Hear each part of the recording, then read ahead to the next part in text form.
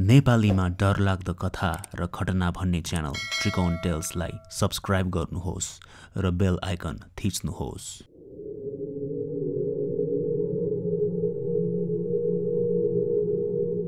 भनिन्छ कि दुर्घटनामा परि मरेका मान्छेहरूको आत्मा त्यही ठाउँतिर केही समय रुमल्लिएर बस्छन् रे। आफू मरेको पनि उनीहरूलाई थाहा हुँदैन रे। यता जाने कि उता जाने कि भनेर हिँडी बस्छन् रे। आजको श्रृङ्खलामा त्यस्तै एउटा घटना एकजना श्रोताले लेखी पठाउनु भएको छ। सुनौ त्रिकोण टेल्सको 137 श्रृङ्खलामा 2 सत्य घटनाहरू। मेरो नाम एन्जेल हो। म सिक्किमबाट। मैले चाहिँ यो कथा मेरो बुबाबाट सुनेको। हामी सिक्किम र बङ्गालको बोर्डरमा राङपो भन्ने ठाउँमा बस्छौँ। 30 वर्ष अगाडिको कुरा हो। त्यति बेला मेरो बुबा सानै हुनुहुन्थ्यो। उहाँ बस्नुहुने घर वा वरिपरिका घरहरूमा घरमै शौचालय हुँदैन थियो। बाहिर खुल्ला नै शौचालय गरिन्थ्यो रे। प्राय जसो गाउँका मान्छेहरू राति हुँदा शौचालय जानु परेमा केटीहरू बच्चाहरूको समूह मिलाई शौचालय जाने गर्थे। मेरो बुबा त्यति बेला चाहिँ 10 वर्षको हुनुहुन्थ्यो। अनि त्यसरी नै राति एक दिन सबैजना समूह भएर शौचालय जाँदा मेरो बुबा र बुबाको साथी चाहिँ बच्चा नपरे। दौड प्रतियोगिता गरौँ भन्दै को अगाडि को पछाडि भनी दौडिनु भयो। अनि कुद्दा कुद्दै आफूसँगै आउनु भएको काकी र ठुली आमाहरू भन्दा बुबा अलि परै पुग्नुभयो। सानै भए पनि त्यति बेला गाउँको यताउता गरिरहने भएर बच्चाहरूलाई पनि डर लाग्दैन थियो होला क्यारे। मेरो बुबा पनि निडर नै हुनुहुन्थ्यो र उहाँको साथी पनि उस्तै। हामी त परै आएछौँ है भन्दै बुबा र उहाँको साथी एकैछिन उभिएर एक अर्कासँग कुरा गर्न थाल्नुभयो। अनि हिँड्दै बिस्तारै फर्किन थाल्नुभयो। फर्किँदै गर्दा छेउैको एउटा बाटोको बिचैमा एकजना कालो कम्बल ओढेको जस्तो देखिएको मान्छे बुबाहरूलाई आफ्नो ढाड फर्काई टुक्रुक्क बसी टाउको निहुराएको जस्तो बुबाले देख्नुभयो। त्यति बेला जे होस् बाटोमा चाहिँ शौचालय कसैले पनि गर्दैन थिए। अन्तरकुन्तरतिर मात्रै गर्थे। निडरको साथसाथै बुबा चकचके बच्चो पनि हुनुभएकोले त्यो मान्छेलाई आवाज दिँदै को हो, किन यसरी बाटोमा शौच गरिरहेको भनी सानो बच्चे स्वरमा कराउन थाल्नुभयो। त्यसरी गाली गर्दा लाजले मान्छे आत्तिनु त पर्ने हो। तर त्यो कालो कम्बल ओढेको जस्तो देखिएको तल बसिरहेको मान्छे न हल्लियो न बुबाहरूतर्फ फर्कियो नै। बुबाको साथी जो बुबा जस्तै चकचके थियो उसले फेरि बुबालाई त्यहाँ गई त्यसलाई ठेलिदिन जा भन्यो। चकचके केटाहरूले अब काम त पाइहाले। बुबा पनि त्यसको नजिकै गई ओए काका के हो यस्तो भनी त्यो कालो कम्बल ओढिरहेको जस्तो मान्छे जो ढाड फर्काई बसिरहेको थियो टाउको निहुराइरहेको जस्तो देखिएको त्यसको ढाडमा छोएर भन्नुभयो। जब बुबाले त्यो प्रश्न गर्नुभयो बुबा त आत्तिनु भयो। सानै बेला देखिएको त्यो दृश्य भए तापनि अहिले पनि बुबा त्यो हिजै घटेको जसरी सम्झिनु हुन्छ रे। त्यो टाउको निहुराइरहेको जस्तो देखिएको कारण त त्यसको टाउको नै नभएर रहेछ।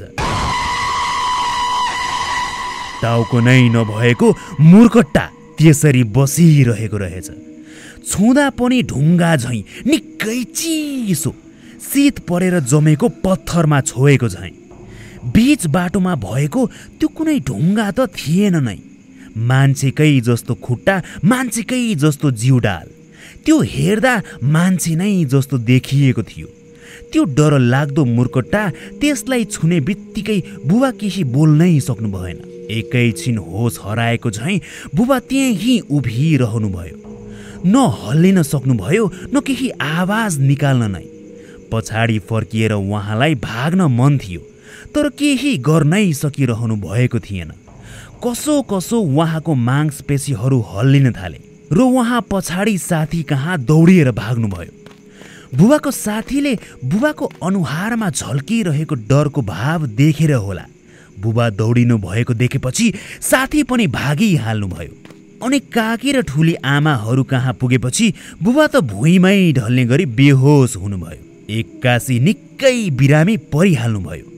बुबालाई तुरुन्तै हामीले हाम्रो धर्म अनुसार प्रार्थना गर्ने चर्च लिएर गयौँ। पास्टरहरूले पनि धेरै यताउति गरी प्रार्थना र पूजा गर्नुभयो र बल्ल बल्ल उहाँ ठिक हुनुभयो। सायद बुबाले त्यस मुर्कट्टालाई छुनु भएकोले बुबा त्यसरी बिरामी पर्नु भएको होला। तर मुर्कट्टाले छोएको भए चाहिँ परिणाम घातक पनि हुन सक्थ्यो रे। यो अर्को घटना चाहिँ म आफैसँग घटेको थियो। 3 वर्ष अगाडिको कुरा हो। त्यति बेला म 18 वर्षको उमेरकी थिएँ। घरको ठुली छोरी भएको कारण म माथि धेरै जिम्मेवारी थियो।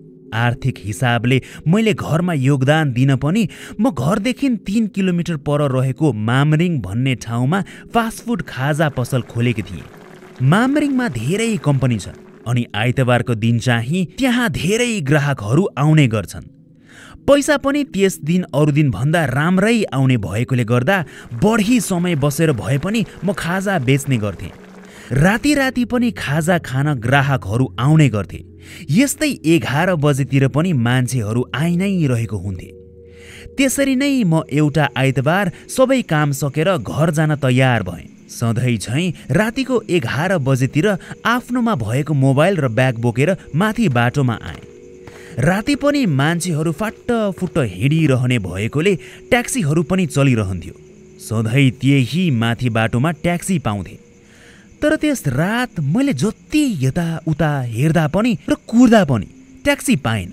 राति अबेर हुने भएकोले मात्रै म ट्याक्सी चढी जान्थेँ, नत्र 3 किलोमिटर नहो हिँडेरै दिउँसो त आवत जावत गर्थेँ। अब हिँडेरै जान्छु भनी म अन्तरकुन्तरको बाटो भई हिँड्न थालेँ। रुखै रुखले भरिएको बाटो भएकोले त्यस्तो मध्य रातमा मलाई हिँड्न अप्ठ्यारो लाग्थ्यो। मैले लिएको अन्तरकुन्तरको बाटोतिर भएका रुखहरू वरिपरि हेर्दै हिँडेँ। हावाले बगिरहेका रुखहरूको आवाजले एक किसिमको शान्ति दिइरहेको थियो।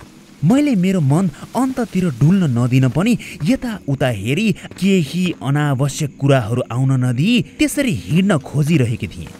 त्यो अन्तरकुन्तरको रुखै रुखको बाटो सकिएर फेरि ठुलो बाटो आयो। अब 1 किलोमिटर त हो भनेर म पुनः हिँडी नै रहेँ। म अब हिँडिरहेको बाटो भने त्यस बाटोमा धेरै नै दुर्घटना हुने गर्थ्यो। माथि ठुला ठुला पहाडहरू, बीचमा बाटो अनि तलतिर ठुलो खोला। त्यस बाटोमा दुर्घटनाको धेरै नै समाचारहरू पनि सुनिने गरिन्थ्यो। त्यही भएर त्यो बाटो राति त झनै डरलाग्दो देखिएको थियो। खोला नजिक भएर होला रातिको झन्डै 12 जति पनि बजिरहेको भएर पनि बाटोमा पुरै कुहिरो लागेको थियो। म सोच्दै थिएँ सधैँ त कुनै न कुनै गाडीहरू मान्छेको निजी कार हिँडिरहेका हुन्थे त, तर आज एउटा पनि गाडी देख्दिनँ त। मेरो मोबाइलमा भएको टर्च लाइटले नै अघि न मेरो पसलदेखि म वरिपरि हेर्दै आइरहेकी थिएँ। त्यो खोलाको कारण कुहिरो लागेको त्यस डरलाग्दो बाटोमा भने टर्च लाइटले राम्ररी खासै कामै गरिरहेको थिएन। कुहिरो त्यस्तो बाक्लो थियो। हिँड्दै गर्दा एउटा घुम्ती आयो। त्यही घुम्तीमै धेरै गाडीहरूको दुर्घटना हुने गर्थ्यो। त्यहीँतिरै पुगे। त्यहाँ पुग्दा ठ्याक्कै मेरो पछाडितिर कोही हिँडिरहेको झैँ मेरो पाइला चलेसँगै कोही अर्को मान्छेको पाइला सुने। पहिला त लाग्यो कोही राति ड्युटी गरेर घर फर्किँदै होला, मै जसरी गाडी नपाएर। कुहिरोको कारण मैले मान्छेलाई नदेखेको होला। तर त्यसरी आफूले आफूलाई सम्झाउँदा पनि मेरो मन डराउन थालिसकेको थियो। वरिपरि मान्छेहरू देखेकै थिएन।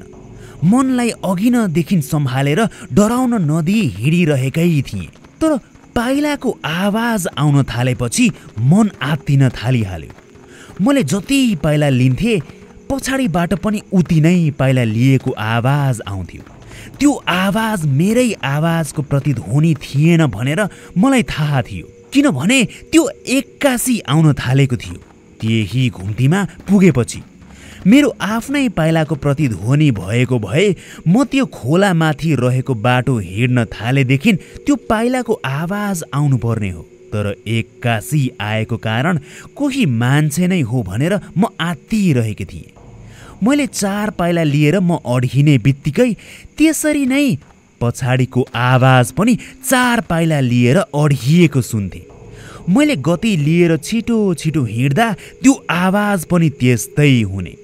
पछाडि फर्किएर कतिचोटि हेरे तर कोही हुँदैन थियो। अनि जब म उभिरहेको बेला फेरि त्यो मेरो पछाडि कोही हिँडेको जस्तो आवाज सुने तब त चाल पाइहाले कि मलाई तर्साउँदैछ भनेर। म त केही नसोची हस्याङ फस्याङ गर्दै जोडले दौडिरहेको मुटुको पुकार सुन्दै भाग्न थाले। दौडिन थाले। 1 किलोमिटर मात्रै रहेकोले त्यो बाटो एकैछिनमा कटिहाल्यो।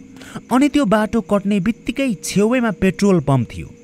मेरो जीवनकै एउटा यस्तो पेट्रोल पम्प थियो होला त्यो, जुन देखेपछि मलाई अति शान्ति मिल्यो। शरीरभित्र सास आएको झैँ भयो। ठ्याक्कै एउटा स्कुटीको आवाज आयो। त्यो स्कुटीको आवाज नौलो थिएन, सुनिरहेको जस्तो लाग्यो। मेरो बुबा र भाइ बुबाको स्कुटीमा मैले अबेर गरेपछि मलाई खोज्न ठ्याक्कै आउँदै गर्नु भएको रहेछ। भर्खरै त्यस्तो डर लाग्दो घटना घटेको भएर अनि म दौडिएको कारण म पसिना पसिना भएकी थिएँ। बुबाले मलाई त्यस्तो हालतमा देखेर के भयो भनी प्रश्न गर्नुभयो, तर मैले खासै केही बोलिनँ। स्कुटीमा गई बसिहालेँ।